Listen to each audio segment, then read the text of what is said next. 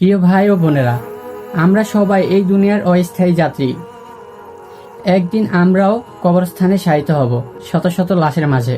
এই দুনিয়ার চাকচিক্য, সম্মান সবকিছু পিছনে ফেলে আমাদেরকে শুধু আমল নিয়ে যেতে হবে।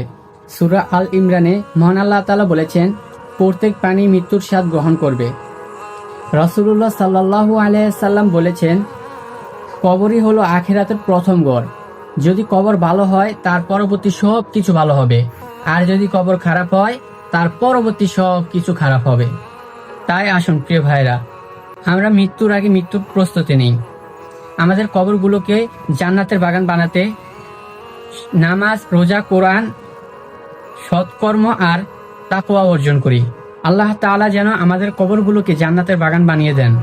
আমিন। আসসালামু আলাইকুম ওয়া রাহমাতুল্লাহি তাআলা ওয়া বারাকাতুহু।